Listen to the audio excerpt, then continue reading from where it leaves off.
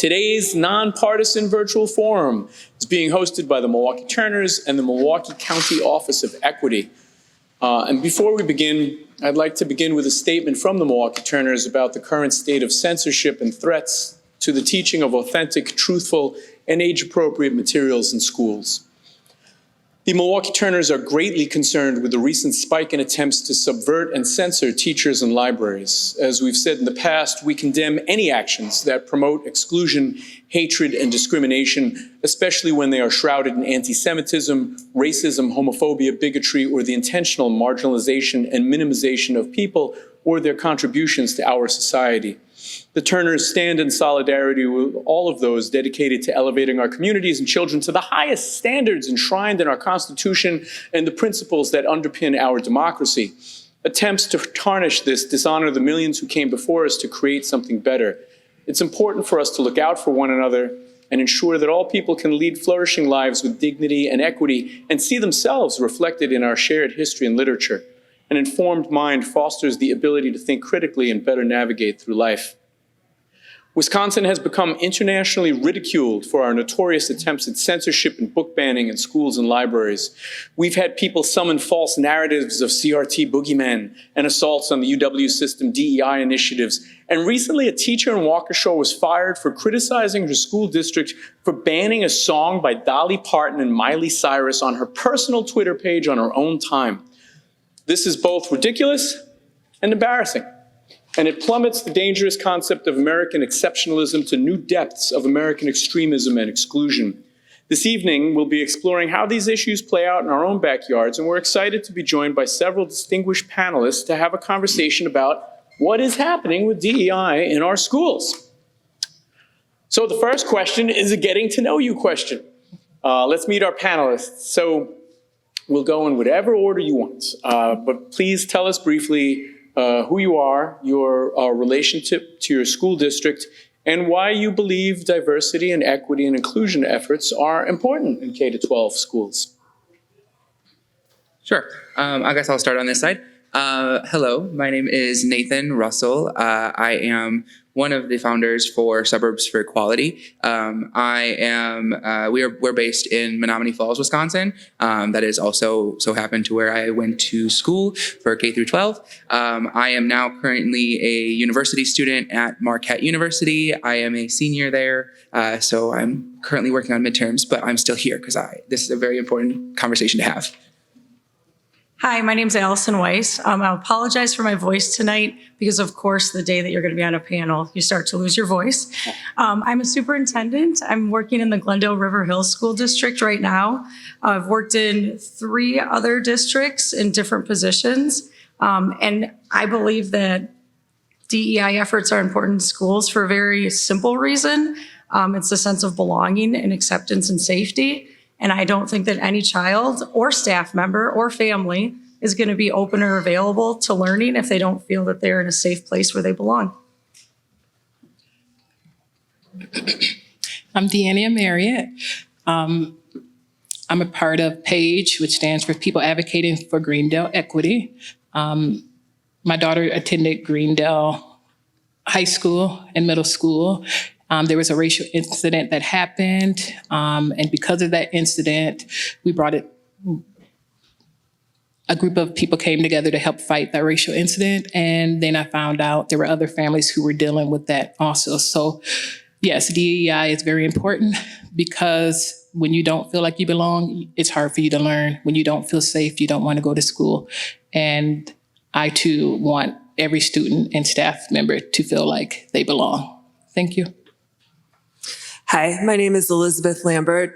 I am a former high school English teacher who went to law school because I wanted to figure out how to be a more effective advocate for students who weren't getting the full benefit of the education that their community was offering.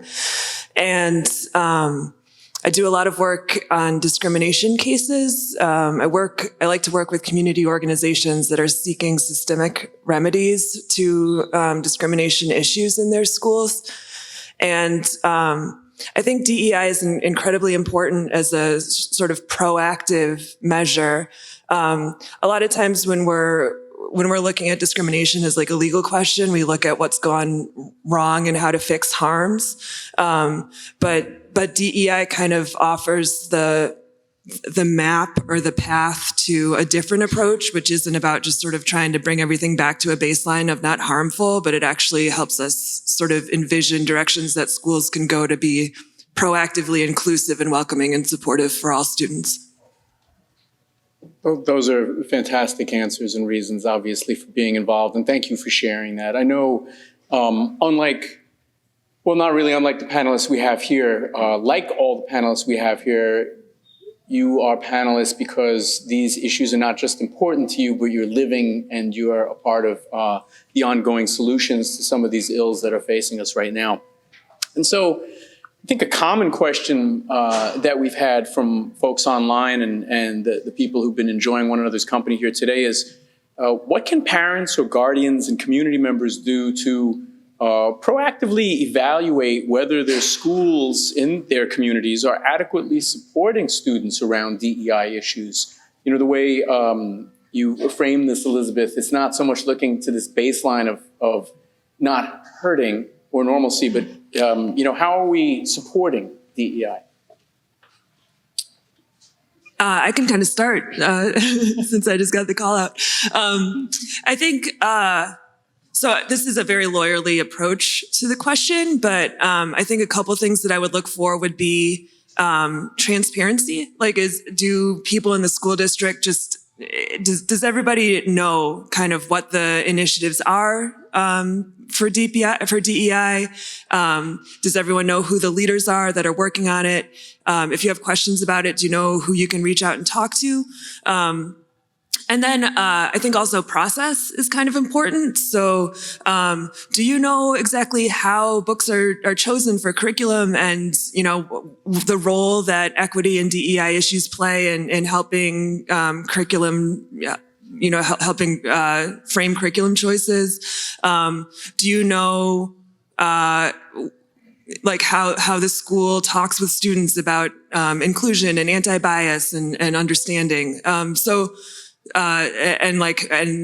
And how the school will intervene if students face issues. So those are two things I would look for, would be sort of transparency and then really clear processes for the school to act on in these areas.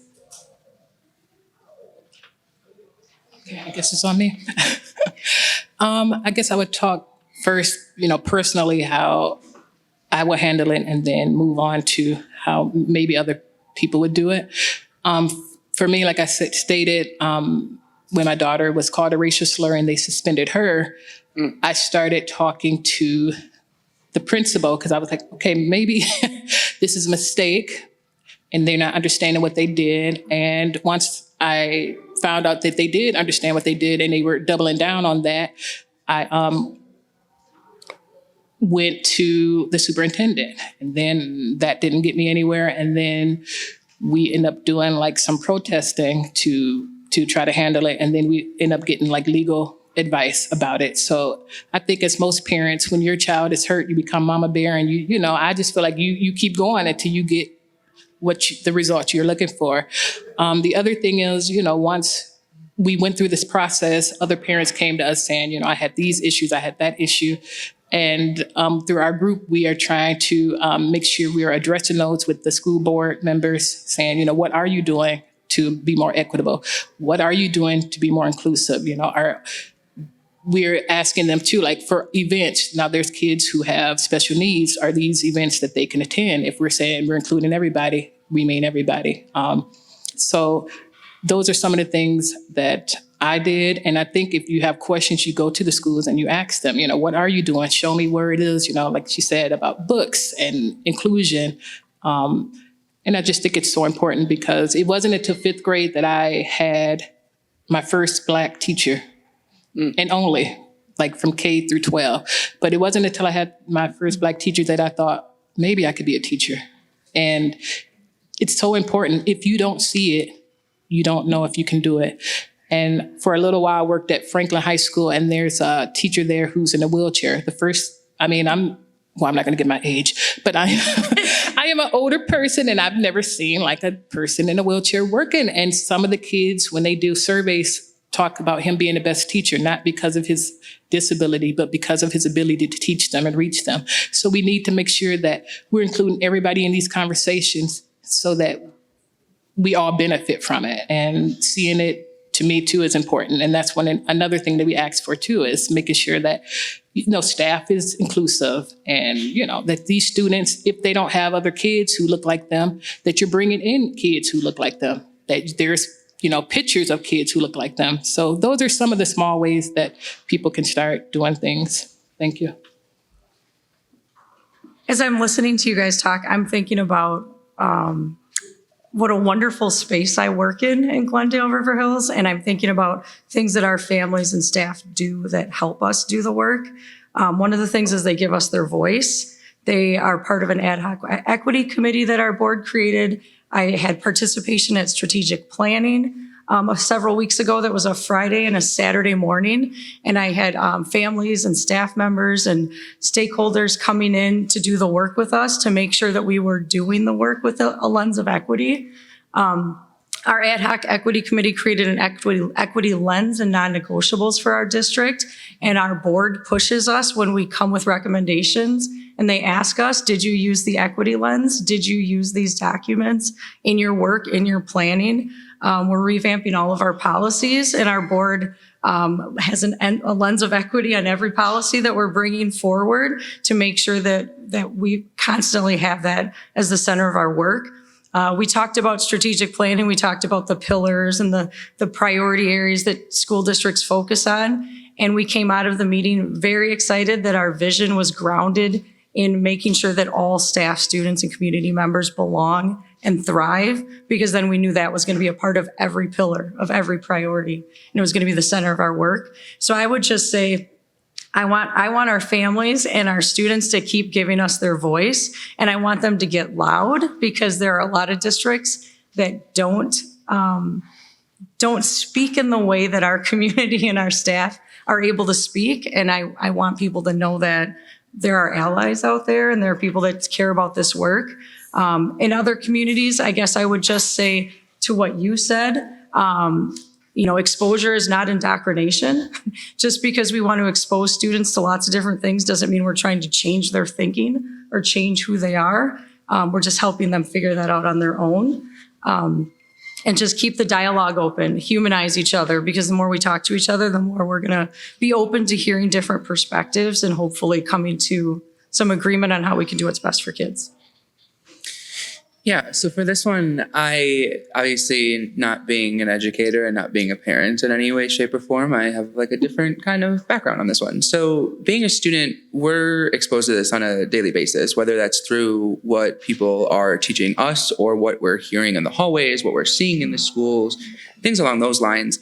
And just having that like memory of students coming home, well, how'd your day go today? Good, okay, bye. Like that was that. We didn't go into what was happening in school. Looking back on it, there were things that came up in school that I feel like I would not tell my mom about, because why would she care? Why would she need to know?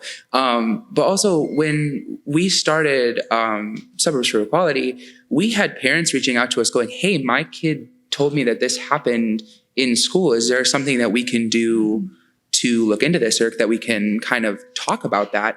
And I think that was important. So talking with your students and remembering that students are in this just as much, because they're the ones seeing it day to day while you're at work or while you're at home. It brings a different topic in of, sure, maybe your kid wants to tell you everything was fine and you want to move on. Pester them about their social studies, pester them about math, pester them about whatever. Eventually they'll start talking, and then they'll realize that, oh, well, mom cares or dad cares or whoever cares. And it comes into a conversation that is more beneficial, because you realize, oh, well, this was a missed opportunity that maybe we could bring up for next time, or this happened and this shouldn't have happened, and now we need to bring this up. But that's kind of more from a student angle. Yeah. And all of these angles are fantastic, because we are living all of these different angles. And it's funny, as you're all answering this, I'm thinking, these sound like no-brainers, right? Like dignity, visibility. Oh, I have to treat you with respect, ask questions. pretend that the people in the world are really the people in the world. And so it's confusing to me, and maybe you all could help shed some light on this. What are some of the general circumstances surrounding the threats to an inclusive education in your different experiences? How do these threats look in the places that you've seen them? I think one thing that I can mention really quick is coming from a student lens, parents play into big national movements and national things that happen and forget about the locality of everything. Communities are different depending on where you go. And it sucks when something like a big national movement or a national play on something wants to take form locally. And I think that people kind of lose all of that humanity aspect when we're talking about what happens. People talk about, oh, our kids are this and that. I think a lot of it too, in going to Menominee Falls public schools, I would hear constantly from parents, oh, well, that's a Milwaukee family or those Milwaukee people. And I feel like that already was oh, so as students, we shouldn't be doing anything in Milwaukee. It stigmatizes things. And that's even just a locality part of it. But then you have those same parents who are saying those things running for school boards or, taking bigger positions in communities and getting that echo chamber of now people are listening to these big, stories, big pieces. And then you're losing that locality of we're neighbors. We have things in common. We're not, we're different in many ways, but we're similar in so many more ways that people can imagine. And I think that obviously that again should be a no-brainer, but to people, it's not as much of a no-brainer as we think. I keep thinking about what you said about seeing yourself and thinking you can do something. My husband's a superintendent, and he said that he knew when he was a high school teacher that he was going to someday be a superintendent. It wasn't even a thought for me because I didn't see superintendents that looked like me. I was going to be a teacher, and then I went to school so that I could get get another degree and go up, but I never saw myself doing something outside of the classroom. So when I think about the attacks and I think about trying to take books away or trying to take flags off of walls or trying to take those images out of schools that validate students and make them feel good about who they are, my mind goes to a really dark place about the intent of that and the purpose. And there's a lot more behind it other than we're going to all stand up at the podium at a board meeting and read some graphic part of a book and tell you that we're all horrible for having these books in the library.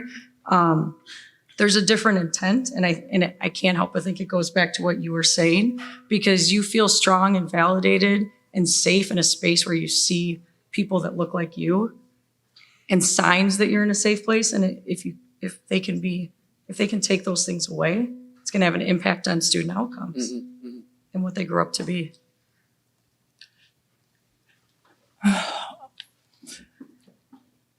I think my mind went 30 places, but let's see if I can get to one. I think the threat of DEI is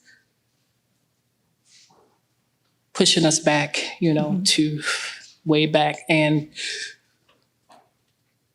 I think people think of it as affirmative action, and that's not what it is. DEI is really supposed to be long-term policies that will help kids and staff long-term. I think a lot of districts want this quick check the box. Hey, we had, it was Cinco de Mayo, we had tacos, and in our district, they had a Black History Month and they showed The Princess and the Frog. Now, I don't know what you got from that, but for me, it was kind of offensive. If kids leave watching Princess and the Frog, what are they learning about African-American people? When they had Arabian Heritage Month and they're watching Aladdin, that's problematic. So the other thing too is to be accurate about history, and we can't erase history, and DEI is not to make white people feel bad. It's to tell the story. So hopefully we're not repeating it. And if we're leaving out people's story, that isn't history, and that isn't truth. And it's not fair that my kid and myself grew up and went to school every day and never saw or heard a story about who we are as a people. That does not make you feel like you can achieve and be something when all you're hearing about is the great things that Caucasian people are doing. Or even as a Native American, you only learn about Pocahontas. Like, it's very upsetting when I hear people come to me and say, well, why do we have to learn about these other ones? We don't have a history. We don't get a month. It's like, you got all the months. You have every month. And I just feel like it's so hard for people who have never had to endure the struggle. So you never went to a store and didn't find a doll that looked like you. You never opened up a book and said, am I going to see a character who looked like me? You never hear a police siren and get scared because you're going to be given the benefit of the doubt. I don't know that I'm coming home. I don't know that. And I am always calling somebody like, oh, there's a cop behind me, stay on the phone with me, because I don't know. So for some people, even people who have good intentions, who say, hey, I want to fight the fight with you, when they get tired, they can sit down. They can take that hat off, boom, I'm done. No, I don't get that. When I'm going in the store, people are following me around, even now. I have a 5-year-old son. I'm going to have a talk with him about how the world is going to see him and hope it doesn't crush his spirit.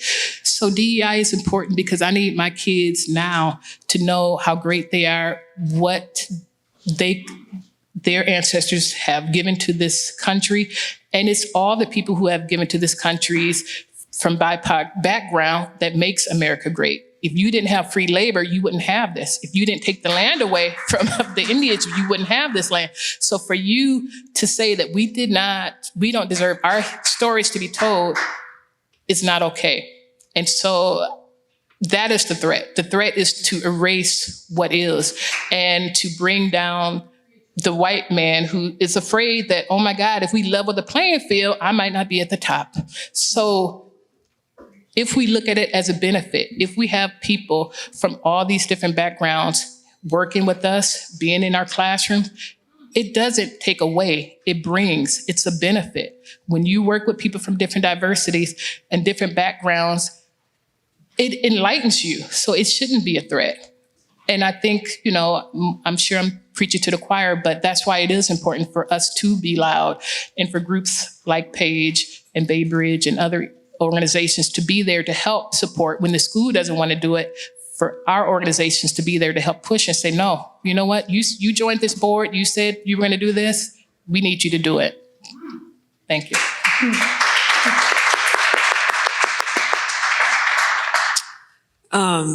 So just a couple more thoughts on the threats to DEI. One thing that's happened in my work pretty often is we'll bring a discrimination issue to a school district's attention, and they'll start talking about measures that they might take to improve the environment in their schools. And then folks in that district will there'll be a backlash, and folks will use this rhetoric of Marxism or CRT or, what have you to kind of attack the intentions of whatever corrective measure the school is considering. And I think what really gets lost in there is the idea that the reason that the school district is even considering taking this action is because someone showed them that kids were being harmed. And so that sort of loss of connection with directly impacted people, that's a challenge. Another thing I want to bring up is sort of strategies or measures that are built into how schools operate that work to keep people kind of isolated and separate. One thing that I've become aware of recently that is really interesting to me is that in special education, often if you negotiate a settlement with a school district related to, a student's individualized education plan or some kind of provision of services for that student, the school district will require the student to sign an NDA in order to have that settlement go into effect, as opposed to, continuing to fight through an administrative process. And a huge piece of the effect of that NDA or non-discrimination agreement is that it means that families who've already successfully fought special ed issues in their schools can't share their experiences with others who are navigating the same thing. It makes it difficult to kind of build coalition around special education issues in school districts. And in a number of ways, there are other ways that I've seen school districts kind of leverage, for example, student privacy. You say, I'd like to find out more about what's going on with harassment in this school district, with discriminatory harassment. And so you do an open records request looking for those records, and the school district will come back and say, well, we can't give you those records because it's going to violate student privacy. And you can say, well, but you can redact all the individual information about individual kids. I just want to know numbers and what the disciplinary response was. And the districts will push back on that. And there's kind of a fragmenting effect that happens too, where it's like the districts will treat racial discrimination issues separately from gender and sexual orientation and gender identity discrimination issues separately from disability discrimination issues. And so there's kind of this like patchwork where people are all sort of fighting different issues or different battles. And some of the most effective community advocacy that I've seen and folks that have gotten to work with are people that really kind of take this intersectional or find common ground among these different interest groups and identify shared areas where they want to be moving their school district forward. So if there's kids with, in all these different identity categories who sort of exist at intersections of these identity categories, but they're all challenged by harassment and not knowing how to respond to it when they're, bothered, when they get a hard time from other students at school. If they can find as a common ground that they just want to go to a school where they feel safe and they know where to get support if they're harmed by, other students' actions, then it kind of lets people transcend some of those divisions and really achieve goals, that aren't necessarily identity goals, but they're goals based on the kind of school that they want to be in. Very sobering answers, because it seems unimaginable that people would not want something that was dignified, equitable, inclusive. It seems, you said something, Deanna, before about this threat, like somehow learning about other people or acknowledging that people are somehow different from me is threatening to me. And that belies such a weakness on their part. It's just mind-boggling. And when I think about just the words, I'm sitting here mulling over, we say DEI, and you think dignity, equity, inclusivity, dignified, equitable, inclusive. It's like these words are intentionally being mystified and bandied about as some sort of bad thing. Like it's wrong to believe in fair play. It's wrong to treat somebody according to the golden rule. And it seems like they're triggered, right? Their minds go berserk, like, we can't be fair.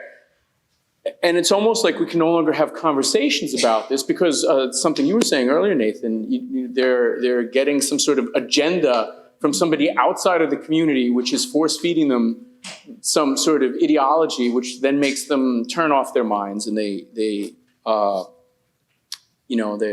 minds go blank, and they do whatever it is they're doing in your respective areas, either on an individual basis, like from a student's perspective, from a superintendent's perspective, from a mother's perspective, and obviously when they transgress legal lines, we know exactly what happens. So, given these circumstances, why then is it important for us to organize? Why should parents be forced to organize? Why should students care? Why should we care? And maybe we can speak to some of that. I think everybody wants to answer this question. Yeah. This is a big one. I think one thing to note. I mean, I feel like I see this quote everywhere, but diversity is a fact, and inclusion is the act of doing it. And I think that people see that line and forget that their community looks different than what they think their community looks like. I mean, growing up in the Falls, I feel like I could count on my own two hands of how many people I could see were different than me And I mean, I don't think it was until we got to high school that I really understood that people were different than me. And that's all about that whole, social learning and like learning about how people grow up different. And I mean, I grew up different from all of my friends and whatnot. And it's weird. And I think that another thing is just that now being in college, I posted a picture of me and all my friends. We went out to a concert the other night, and one of my Facebook friends, who I probably shouldn't be Facebook friends with, messaged me and was like, "Wow, you hang out with a lot of people." And I knew what he meant, because I think all of my friends come from different backgrounds. And so it's a very, very big circle friend group. And so it was like, okay, what are we trying to imply here? I like to listen and learn and reflect from what other people's experiences are, because that's how you come to find out where the system is flawed, and what little changes or big changes are needed to make things. Because, we can't put a Band-Aid on everything. Unlike what grandfathers think, duct tape will not fix every injury that you get. But I mean, coming from a why to organize perspective, it's just that people don't realize the voice that they have when it comes to these things. And a lot of people feel that in certain communities, they're by themselves. Coming from a lot of perspective, when you look at, political stuff in Wisconsin, Milwaukee is very adversely different from how Waukesha County looks. I mean, you look at the county lines and you can just see a split, which is just, something to look at. But I mean, we look at that and automatically we think, oh, I'm, from Menominee Falls, or I'm from Brookfield, and I'm not going to find somebody who will listen to me or understand what I'm going through or what my kid is going through. And people need to realize that they're not alone. I think people don't realize that there's a lot of that happening. And there's a lot of people that are willing to listen and ready to act, but they don't know that it's happening. And so without kind of bringing it up, talking about it, or seeing it to an extent, you can't get the action started. And that's another thing with just, there's so much, waiting, like everybody, like in different places are waiting for that pin to drop. And I think once even the littlest like wiggle of it happens, everybody's like, okay, here we go. Now we have a time. And I think that it takes that moment. And so parents, especially, kids only have so much voice, because, as a student who is trying to get things across, people who are on the school board or on the village board would go, "Oh, I'm sorry, do you pay taxes?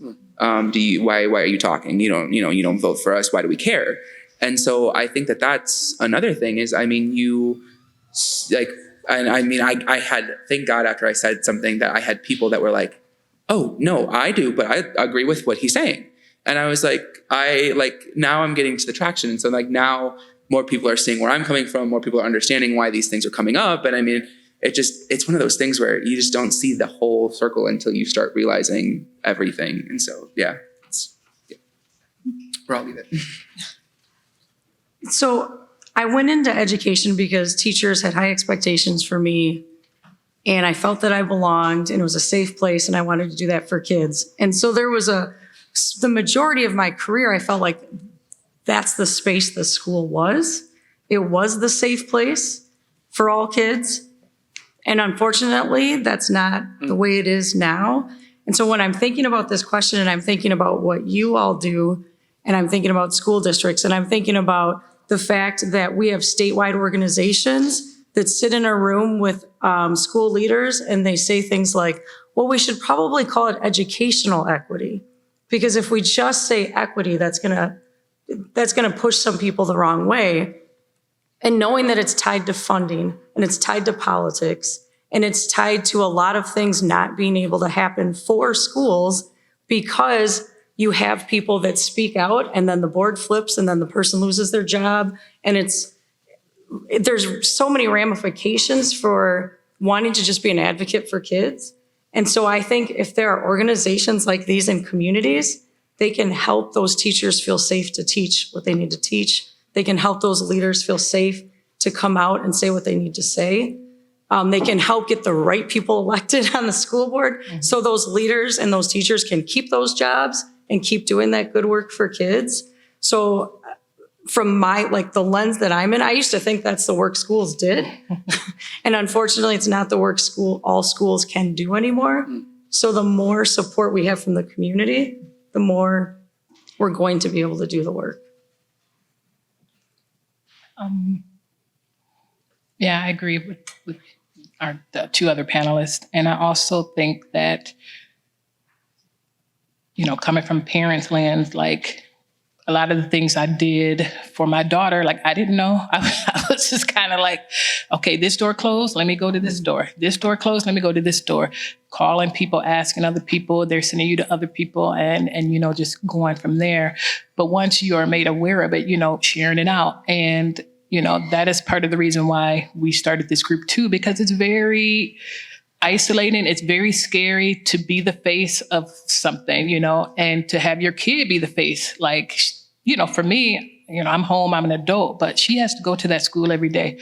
And I'm afraid, like, to put my kid in that situation. And a lot of parents are afraid to say something because they don't want their kid to be retaliated against. And so I think when you have these community groups, we can help parents. We could say, okay, you come to us, we will go and speak on your behalf, and you don't have to do that.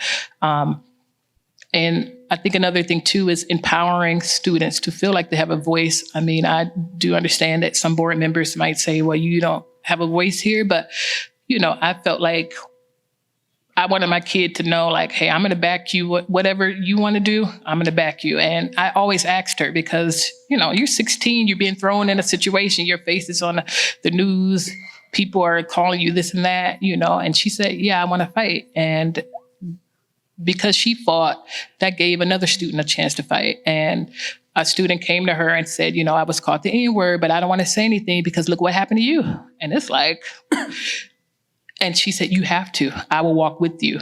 And that's what we have to do little by little is take that walk. And you're not going to always see it right away. I mean, like for my daughter's case, when I told you she was suspended when she was called the N-word, you're like, no, like, oh no, they must have changed it. No, it was like a year, like a whole year later, going to the school board every 2 weeks later, a whole nother superintendent that it got overturned. So it's not for the weak, this is not something that's going to change overnight.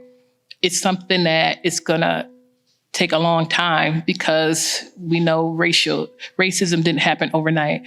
And, when we look at DEI and people think, oh, we're giving a handout to people or we're doing this and that, it's not doing that. It's trying to equalize the playing field when we had systems and laws in this country that prevented people to vote, to prevented people from reading, prevented, so when we're starting, 80 meters back, if we're saying, can we at least move up 20, I don't think that's asking a lot. And so I think a lot of people would like it to go back to that way. And where I live, there's predominantly white people. And when we bring out racial concerns or concerns about inclusion, many people have told me, stay in Milwaukee, go back to Milwaukee. It's like, well, I don't live in Milwaukee, actually.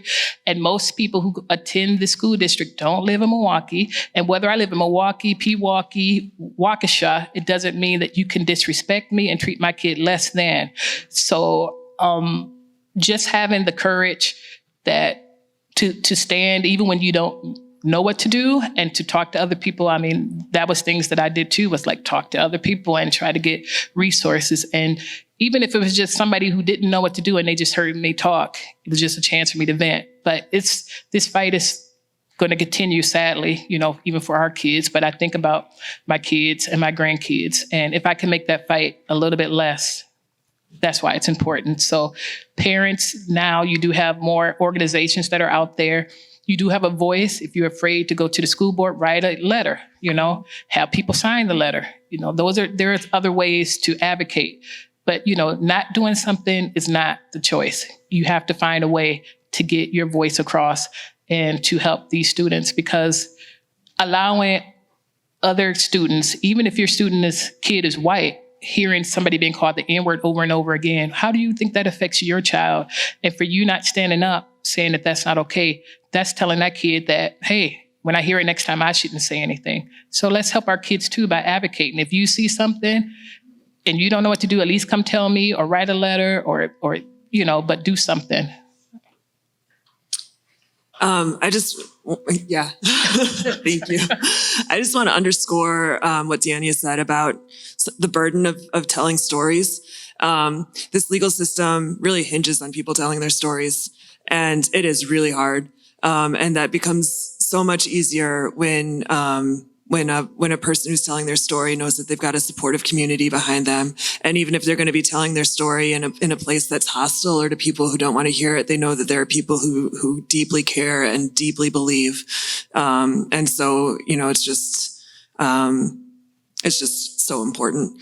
The other piece with stories is that, this system is built in a way where it's hard to make change based on one incident. It's a little too easy for folks to say, oh, that was just, isolated, or that was not the norm, or that was sort of, find ways to say that something awful that happened isn't indicative of a deeper problem.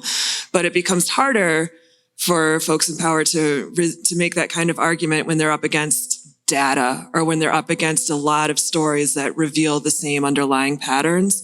And so that's one powerful thing that organizing creates, is an opportunity to harvest stories, to examine stories, to pull threads out of stories, to, start telling those stories and invite more people in. If people identify and they say, oh yeah, that happened to me too, then you start sort of building the kind of pressure that becomes harder to resist. And so that's a powerful thing too for organizers to do, is to create ways for people to share their stories, and then sort of find mechanisms to present those stories to people in power in ways that create a record and create some pressure. Can I also just add that, we've had people contact us that are not in our area who were having issues, and just going, because sometimes now they have it where you can't speak if you're not in that county, but just showing up and having on the same color, or just showing up to support that person, to say, you know what, I'm with them, and to show the board, like, this person is not by themselves, like, we're going to be watching you too. So that's another way too to help other, if you see somebody else who needs support and you want to just be there next to them, it's very helpful. Absolutely. And Superintendent, it broke my heart that you had to say there are great ramifications for people that are advocating for their children. That's just disgusting. Not your statement, but the fact that it exists in the world. Yeah. These are all great examples, the courageous examples. This is important, practical, tactical advice. And actually, I also want to encourage you, for those watching online on Zoom and Facebook, please keep asking those questions. They're great. They're being transcribed. And for those of you in person, if you raise your hand, if you have a question you'd like to ask, we'll give you an index card, and we'll ask those questions in a little bit. You both, or all of you in your answers, began to give us examples of how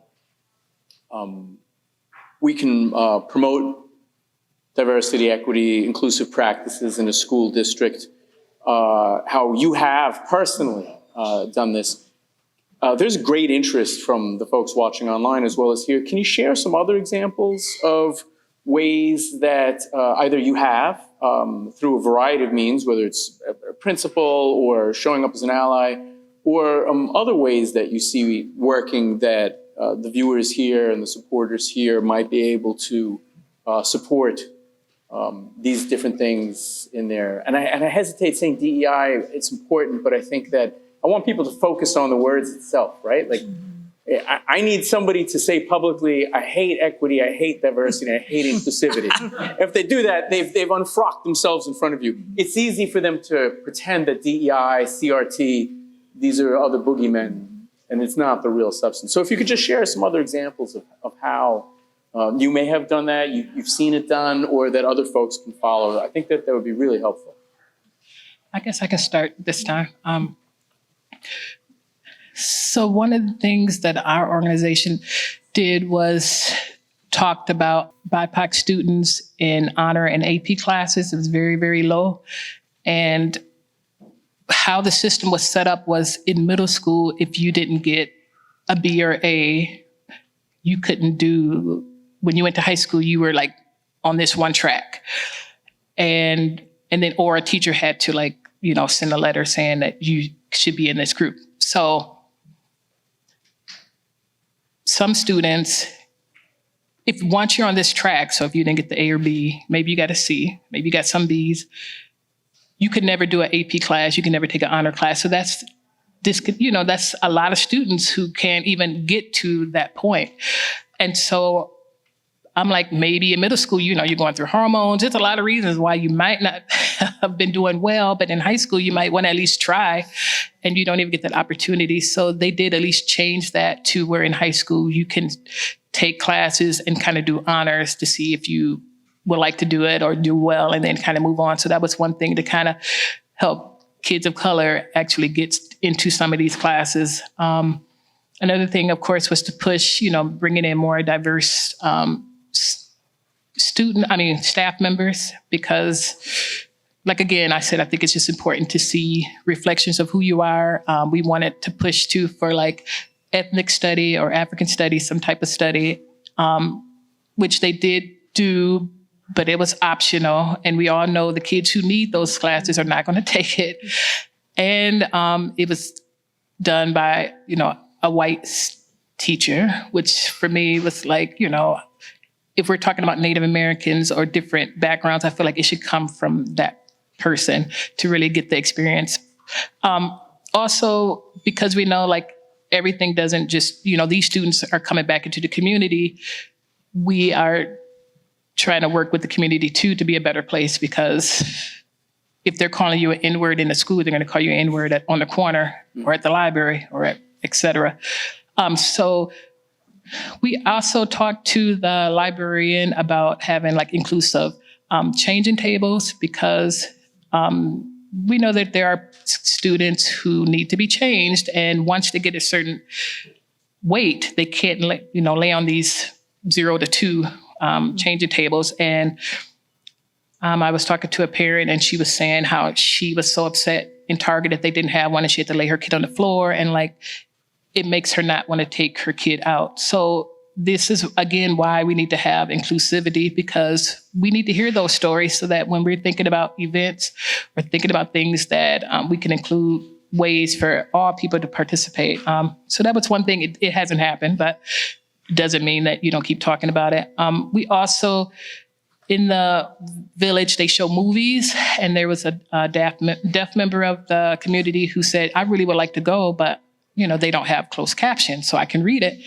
And so we went to them and asked, like, can't you just turn it on? Like, how hard is that? And they kind of gave a lot of pushback. It's just very disheartening when I feel like you're going out of your way to make people not belong. I mean, it's just very sad, because I'm sure there's people too who are hard of hearing, like that might need to see it.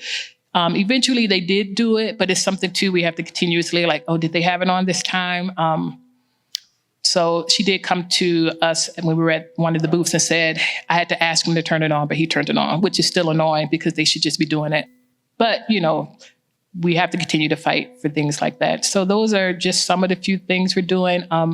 We're asking too, the library in our town to make sure they have more diverse books. They did do a book audit, so they're a little bit more trying to get on the wagon, but there was a pride event for tweens, and we've had people come out with Bibles saying that they were not happy with it. So we were there to kind of support those teens there. So it's a work in progress, but we continue to do the work because it needs to be done. I've got 3 very concrete suggestions for things that you could do that can help move DEI forward in your school districts. One is that there is a provision of the state administrative code. It's chapter PI 8 of the Wisconsin Administrative Code. And it includes a requirement. It's like the list of school district standards. And one of those standards is that every school district needs to offer curricular materials, library services, and instructional texts that reflect the cultural diversity and pluralism of American society. And that's an affirmative requirement from DEI. And there's also a process where if you're concerned that your district is not meeting that standard, you can file a complaint with DPI, and you got to give them the reasons why you think that your district is not meeting that standard. Couple ways I've seen it done. One is folks filed an open records request with the district and said, please give us materials that show us that you're complying with this standard. And then the district produced some materials that were kind of inadequate. And then they filed a complaint with DPI based on that. Another approach would be if your district, if you've got your school board members saying, like, we're going to cut this from the curriculum because it addresses race, or we're going to cut this from the curriculum because it, because it talks about Japanese internment, or, what have you. If you see your district affirmatively removing texts from curriculum or from libraries because they have that kind of content, that could be the basis of a complaint as well. So there's a process for filing that complaint with DPI. DPI investigates, and then if they find an issue, there's this sort of public hearing process, and the district, has to fix it. Usually what happens actually is that DPI will kind of quietly work with the district to get them to come into compliance. There won't be like that kind of big public win or that big public show trial.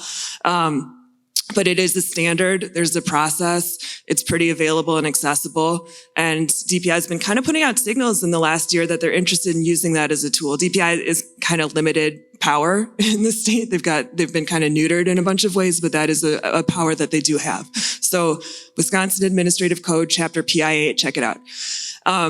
Second one is just documenting. Like anytime any kind of incident comes up, fire off an email to the superintendent. Keep it, get the facts. Hi, just alerting you that this happened today. I'm concerned that it was an incident of LGBTQ harassment, like that kind of thing. And just keep it, just like keep a record, have a folder on your computer where you keep that stuff, because if and when the time comes to actually try and use legal processes to move change forward, it is so much easier if you've got documentation of all the times that the district has been notified of those issues and the kinds of actions that were taken. Final one is OCR, is the U.S. Department of Education Office for Civil Rights. And over this summer, they issued a decision in a case called Forsyth County, which I think is a county in Georgia. What happened in that case was that parents in a community had started mobilizing to get books with LGBTQ content removed from libraries. And as part of that effort, they were saying homophobic things in school board meetings, and saying things that sort of communicated a message of exclusion. And the school board did not take action to shut down that kind of commentary and didn't do enough to restore the inclusion within the school district. And OCR found that by failing to intervene in that commentary, the school board was tolerating and contributing to a hostile environment.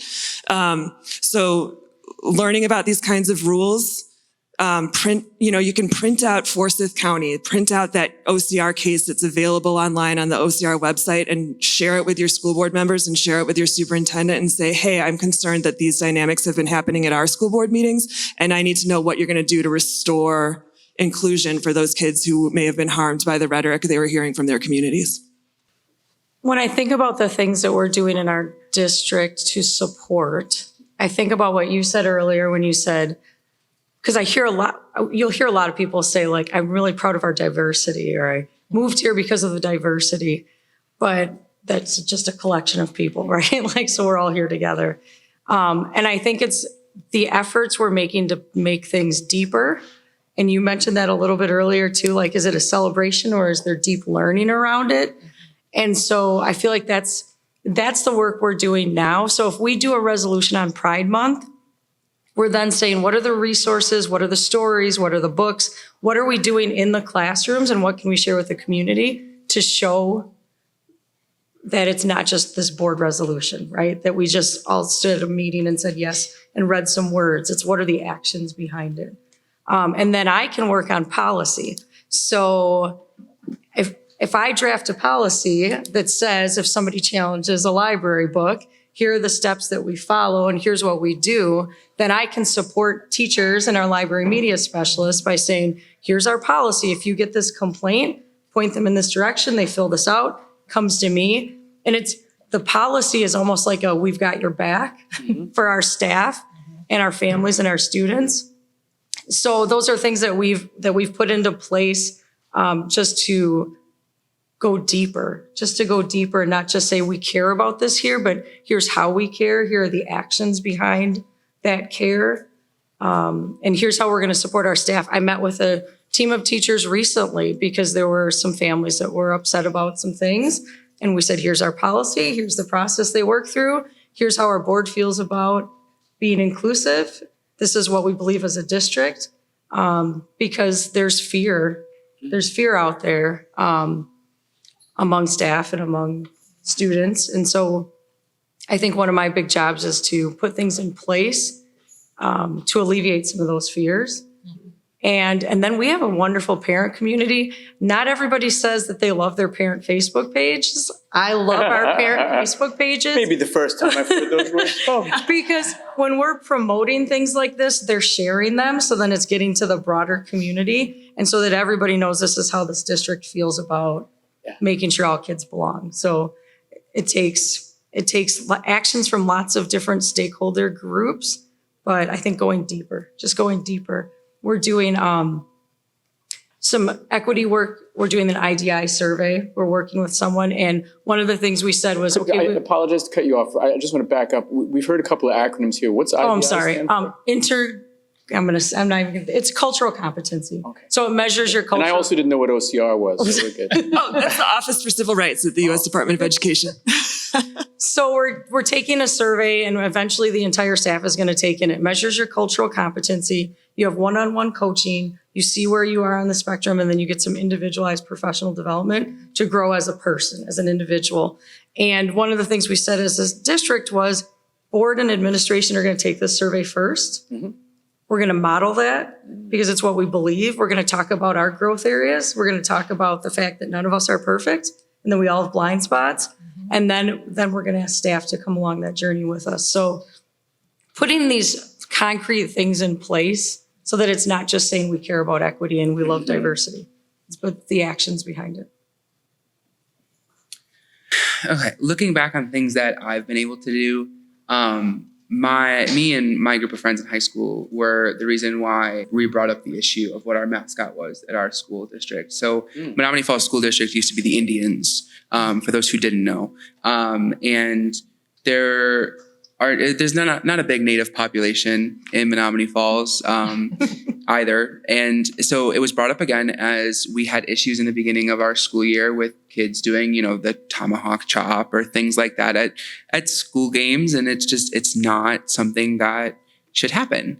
And so we brought up the conversation again because it's been brought up a couple of times. It's a pretty big topic, and this time it actually went through. We got school board meetings set, and my graduating class was the first class to not use Indians. We were now the Menominee Falls Phoenix, and now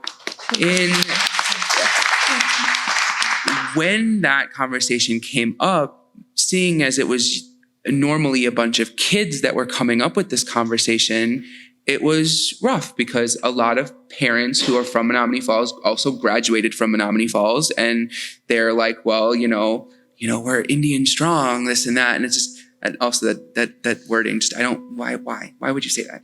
I get it, but like, really? Anyway. And so we brought equitable options. We were like, well, Menominee Falls used to have 2 different high schools. When you merge, you took one name, you can bring back the other name. We used to be the Titans. You can bring that back. We're on Titan Drive. I mean, we didn't change anything there, but that wasn't an option. Eventually, our school board at that time was people who were willing to push for an equitable solution. And we did get it changed. And after that, we lost our superintendent. We lost over half of our school board. Now all of our school board is, except for one, is WIS-RED. And our school board, our new superintendent that they just hired, has a history of just not some good things. He has a previous lawsuit and everything, and he still got hired.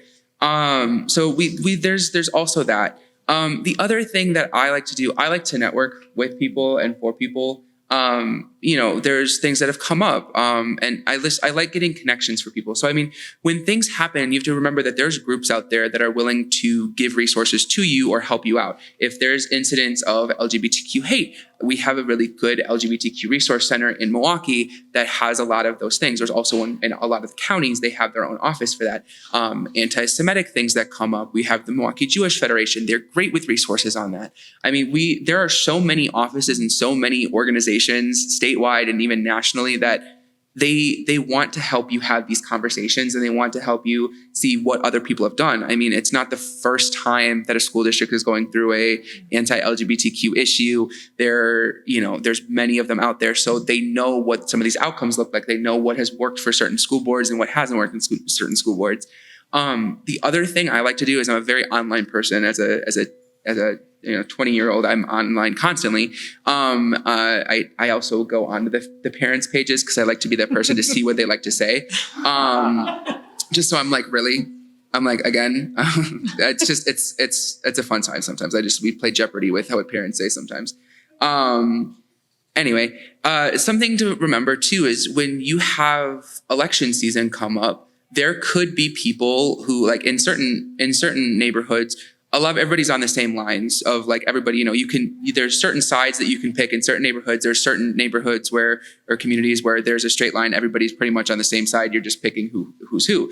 You have to remember that when you're electing these people, who's going to do the work, or who's just going to sit there and, like, have these ideals or ideologies. The other thing, it's just, with that being said, I mean, certain school districts have things come up, and your school board, who you elected because you thought that they were going to work on these issues, are just sitting there quiet and listening to one other person and not doing the work that they should be doing. And then they consider themselves team players in the end of it, and they're not being team players. They're just sitting there. And so sometimes you have to remember that too, when there's, opportunity for you to amplify somebody who's running's voice to, realize that they have a solution and they want to tackle an issue. Get them in there. And that's just that. I mean, technology is great for that because you can spread things like wildfire. That's also bad because things do spread like wildfire. But I mean, with that being said, just make sure that you are doing your accurate research. I mean, that's just another thing. I love to get people involved. I love to talk things over. People always ask me, "Oh, but you're so involved with this. What do you like?" I was like, I could tell you what I think, but here's what you need to look at before you come back to me to hear what I have to think. Because sometimes it's really easy. Election season comes. My mom goes, "Oh, so whose bubble am I filling in this time?" Because she knows that I'm so out there and talkative. I'm like, okay, before you go that route, here's some web pages. I know you don't like looking into politics, but here you should at least look at their stances on things before you make that decision. So doing things like that. I feel these answers collectively, but especially now, there's like a master class on what to do to make sure that people aren't stomping on your children. It's funny too, as I'm listening to this, I'm looking at it as a framework of individuals you probably hardly know are attempting to remove our ability to parent and are trying to force our children to learn less and be ignorant because of their ideology. And that's in addition to the individual harm they do to the individuals who may live these identities that they're marginalizing, minimalizing, threatening, or cutting out. They're also then blanketly trying to rob all the other children in that school district from having the type of education they need to be well-informed, to be globally competitive, to be the opposite of ignorant. It's just disgraceful. So we have a bunch of questions, but we don't have a bunch of time. So I'll ask a few of them, and they're all very different questions, and we'll share them. And I really do encourage you online, those of you following in Zoom and Facebook, sitting here. Again, there's a resource that we have compiled with our shared partners here. It's at tinyurl.com/Vel Phillips DEI, and it's all caps. It's VELPHILLIPS DEI, and it lists all of these great resources and groups around the area that you should connect with. And if you are hearing this and you're frightened and you haven't met with like the brilliant people that are here or any of the other folks, make a connection, make it online, make it over a taco, and find out how to connect and advocate on behalf of your children, because their lives, their education, their happiness all matter. So, a couple of quick ones. This is from Zoom. How do you motivate the silent supporters and get them to engage despite the fear of the vitriol in the vocal minority? How do you address leaders who are fearful? And I think you spoke about that. There's all these weird parent groups like Parents for Ignorance or Moms for Fascism or whatever their acronyms are. I don't recall.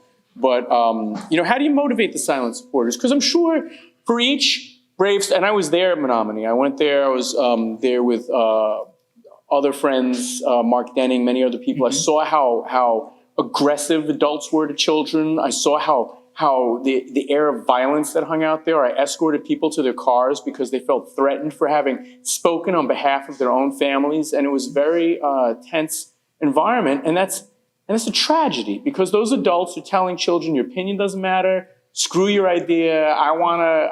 This school that I barely graduated, I want to keep this racist namesake for God knows what reason so that I can feel good in my sweatshirt smoking weed in the parking lot. That's how I feel. I was there. So how do you motivate the silent supporters and get them to engage despite the fear of the vitriol of the vocal minority? And how do you address leaders who are fearful? I think something important too is a lot of students are part of this silent minority sometimes because they think that if they speak up, they are going to get, revenge. Or the teachers are going to try to take revenge out on the students for trying to say something. And I think that's important to say too, because how does that reflect on what the students already think of the school district that they're in? Because if they feel scared enough to say, hey, this isn't right, and they think that they're going to get kicked out of things or beaten down on, grades or whatnot, then they feel that unsafe. But there's little steps that can be taken. There are plenty of situations in which people don't feel comfortable sharing things because they know the people who they're friends with aren't on the same page as them. But making things as simple as possible instead of, making huge, posts that are automatically, polarizing to something and bringing the information straight hand. You have your bullet point approaches, you're coming to terms with, there's ways to do this, or this is what we're looking at from one side, this is what we're looking at from the other side, here's what we can do together, kind of notions, kind of bring out the best in what people will repost more. I've come to realize this is reposting things like there's a lot of family members that won't repost my, Happy Pride Month post because they know that either they don't agree with that or they won't, say anything about it. Or, but if we say, here's some resources for people who need them and, yada, yada, remember Happy June. And then all of a sudden, then they'll repost that because they want to give people the resources too. So that's also something to take into consideration how things are worded. But yeah. I think it's really challenging because it's really scary to speak out. As a leader, I recognized when I started to see things popping in other districts around me that because I was in this safe space, I needed to say something. Like I needed to put it in my blog to staff. I needed to send it out to families.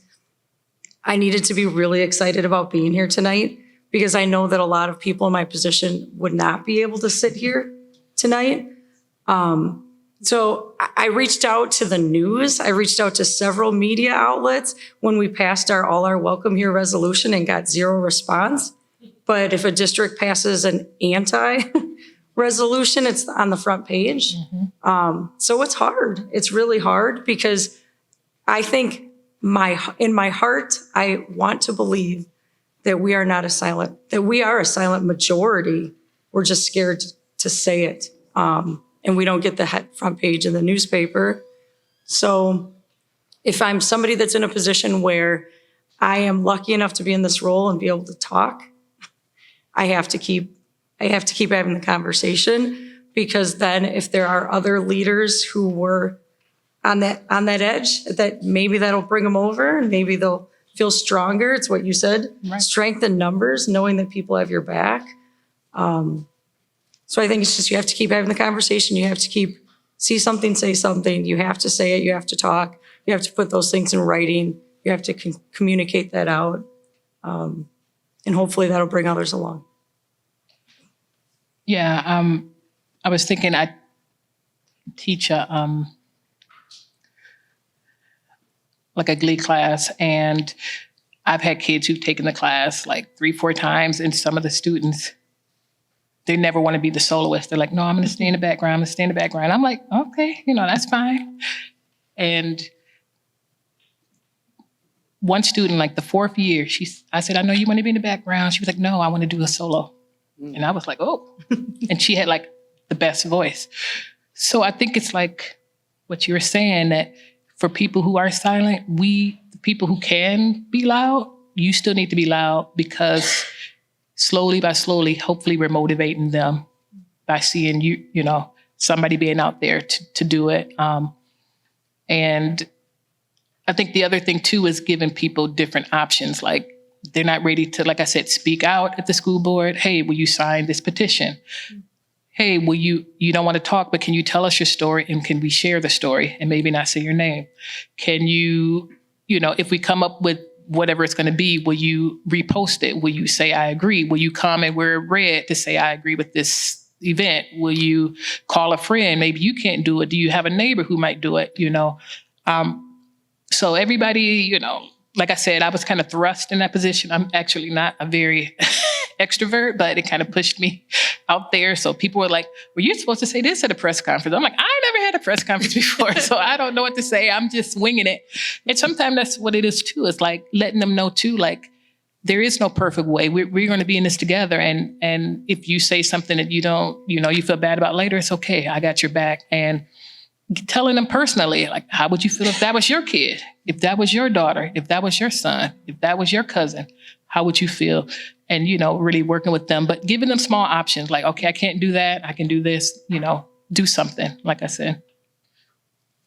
I don't think I can add anything that hasn't already been said, and I want to leave time for another question, if there is. That's not character consistent with being an attorney.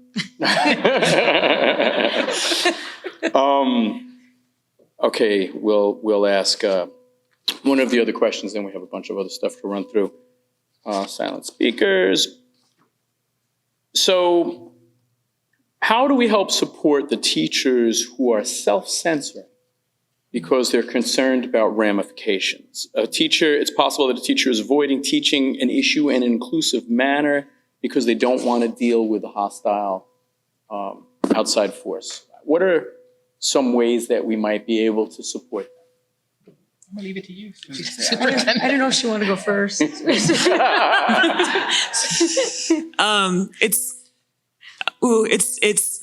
difficult, and it's so case specific. So I don't want to be like issuing a wide prescription, because it's very, very challenging, and teachers are taking on a lot of risk. I think we can keep on educating people about those requirements that DPI has, that schools provide curricula and instructional materials that reflect American diversity and pluralism, and there's also less enforceable but still real requirements in state law that school districts educate students about mental health, and that they teach students about race at every grade level. I mean, there's a lot of things that you can point to in the law that say that these teachers are doing the right thing. And then also that school districts do have a responsibility to correct hostile environments. So if there's a problem with harassment in a district that's impacting kids' access to learning, then teachers that are proactively teaching against that environment are helping the district stay in legal compliance. So without saying that that's going to be a magic save for any teacher that's doing this risky work, I think that those are big picture things that we can point to help justify that work, to help show why it's important, to help sort of tamp down or make people think twice before they act in harmful ways against those teachers.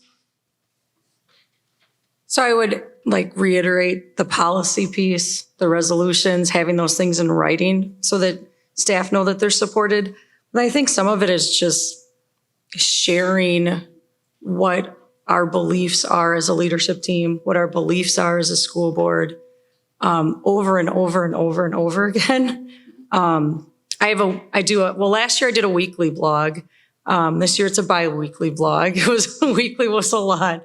But I appreciated it because it was just an opportunity for me to just have a conversation with staff and with teachers. And often part of my conversation is around this work. And I tell my story.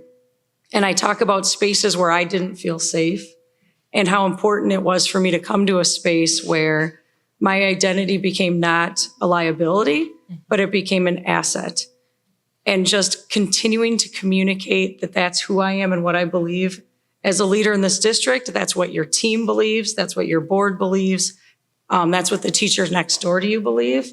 So there's the policy piece, like we're going to protect you because we've got these things in place. But then there's also just continuing on a human level to let them know that essentially we've got your back and that we're in this fight with you and we value these same things and that we're not going to let anything happen to you if you're teaching the right stuff. Let me just add small because I don't work in a school district, but I would just say because we have districts that don't encourage that. So as a parent, send that teacher an email and just say, hey, I appreciate my kid came home and told me about, this new person or whatever, because I'm telling you, they're getting it from the other side that they don't like it. So if you could take a few minutes just to send that teacher and say, hey, I really appreciate it. It at least will help them feel like they have some support. Yeah. And I just want to take a moment to celebrate Allison because I come into contact with so many superintendents who would not have this kind of proactive problem solving approach to these kinds of questions. And it's just so nice it's like a reminder that it can be done. Yeah. Like school districts can be led in ways that promote these kinds of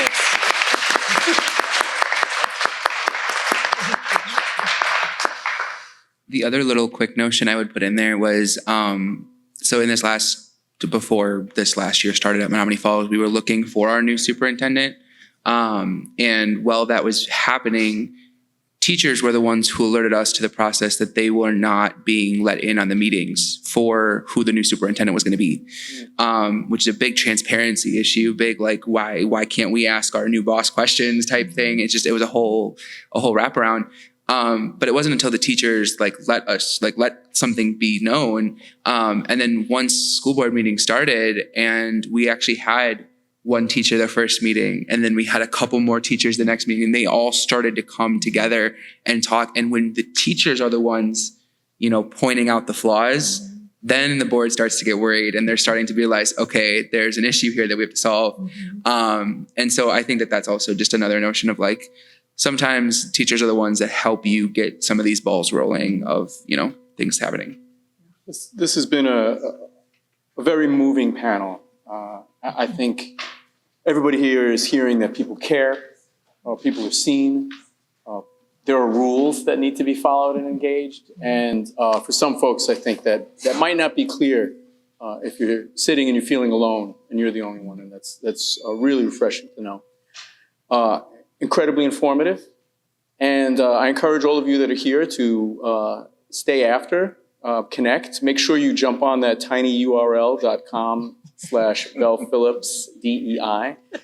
And I'm just going to share a few other upcoming events and a couple of things and some thank yous before we sign out. Upcoming events, the Milwaukee Turners and Ashtanga Milwaukee are partnering to provide a safe space to those who are system impacted and those participating in recovery programs with AODA who want to learn yoga Tuesday and Thursday mornings at 11 a.m. You can find out more on our website.